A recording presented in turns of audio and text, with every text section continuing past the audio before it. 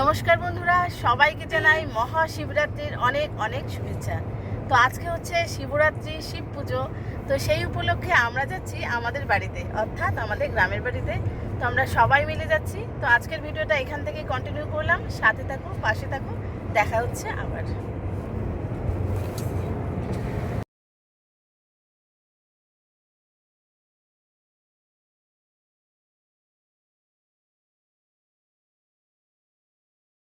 তো আমরা এখন বাড়িতে চলে এসেছি, আর বাড়িতে এসেই একটা সিম্পল শাড়ি পরে নিয়েছি।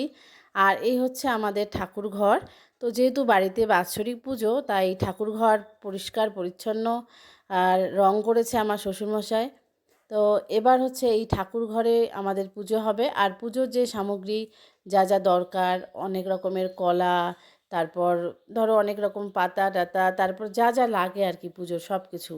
তো আমাদের বাড়ির পুজো অনেক কিছু নিয়ম নিষ্ঠা সহকারে হয়। তো সেগুলো মোটামুটি শ্বশুরমশাই শাশুড়িমা তারাই সব কিছু জোগাড় টোগাড় করে রাখে। তো আমরা আর কি পুজোর সময় যাই। তো এই যে আমরা তো এখন চলেই এসেছি, আর সবাই চলে এসছে, আমার যা ভাসুর, তো আমরাও চলে এসেছি। তো এবার পুজোতে সেরকম আত্মীয় স্বজন কাউকে বলা হয়নি, শুধু আমরা মিলেই পুজোটা করব। তো বাড়ির পুজো। তো এখানে হচ্ছে খিচুড়ি হবে, খিচুড়ির জন্য সব কিছু কাটা হচ্ছে। তো আমি এসে প্রথমে হাত মুখ ধুয়ে শাড়ি টাড়ি পরে নিয়ে তারপর আমি একটু ভাত বসিয়ে দিয়েছি। কারণ আমি, আমার দিদি, তারপর হচ্ছে আমার ভাসুর, শাশুড়ি মা, শ্বশুরমশাই সবাই আমরা উপবাস। কিন্তু বাচ্চারা উপবাস না, তো ওরা তো খাবেই। তো ওদের জন্য একটু রান্না করা হচ্ছে। তো এদিকে ভাত বসিয়ে দিয়েছি, আর বাঁধাকপির ঘন্ট, মিষ্টি কুমড়ো ভাজা, তো এইসবই করব। তো এদিকে ঘন্টটা আমি বসিয়েও দিয়েছি। তো ঘন্টর মধ্যে শুধুমাত্র আলু, গাজর এইসব দিয়েই আর কি, মটরশুঁটি টটরশুঁটি দিয়েই ঘন্ট। তো যেহেতু নিরামিষ, তাই জন্য আর বেশি কিছু দিলাম না। শুধু সে অল্প করে লবণ হলুদ, মানে যেটা পরিমাণ সেই অনুযায়ী আর কি দেব। দিয়ে তাহলে বাঁধাকপির ঘন্টটা এদিকে করে নেব।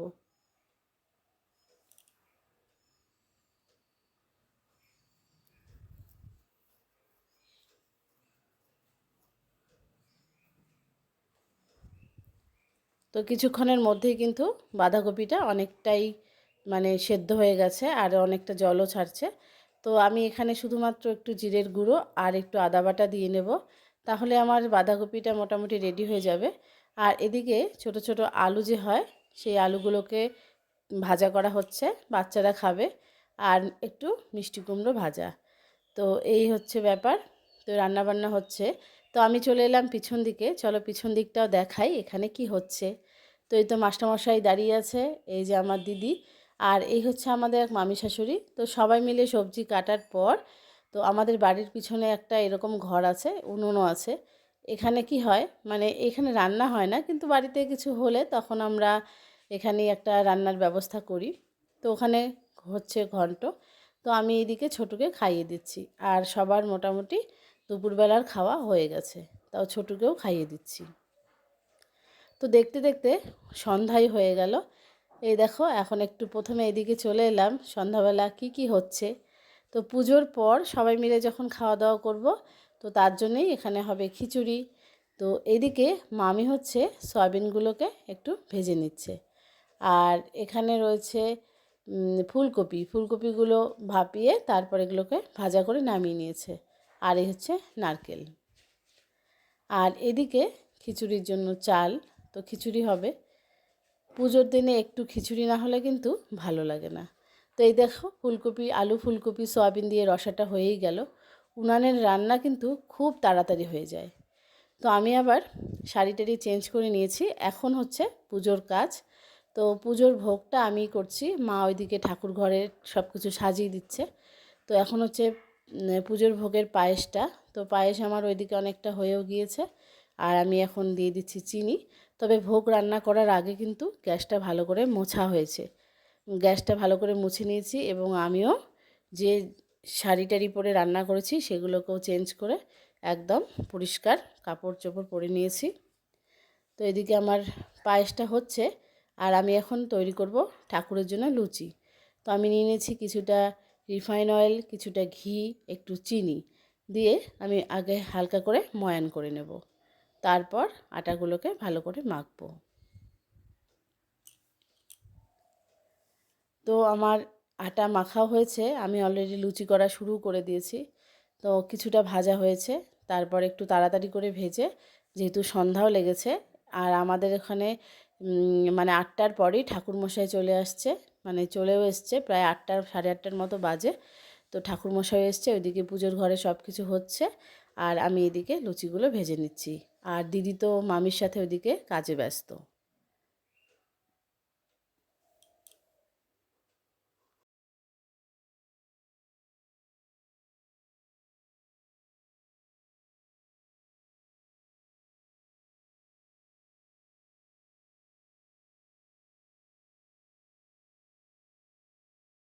লুচি ভাজার পর ওগুলোকে ঠাকুর ঘরে দিয়ে তারপর হচ্ছে করছি ভোগ। তো ভোগ রান্না করছি, অল্প করেই খিচুড়ি ভোগ করা হচ্ছে আর এদিকে করব সামান্য একটু ঠাকুরের জন্য লাবড়া।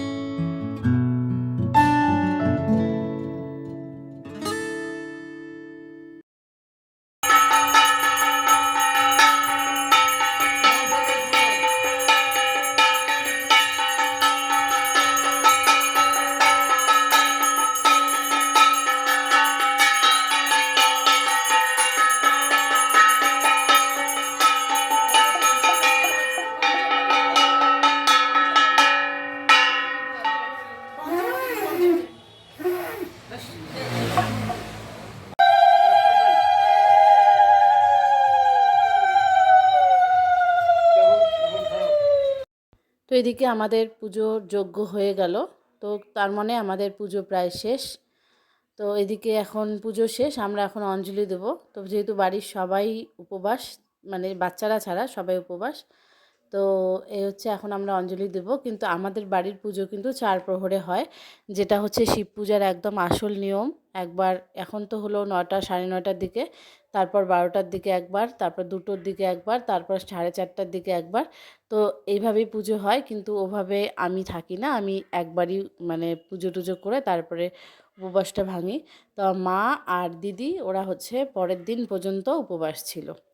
তো পরের দিন পর্যন্ত উপবাস, তো 1 প্রহর 2 প্রহর এইভাবে ওরা 4 প্রহর করে আর কি পুজো করে।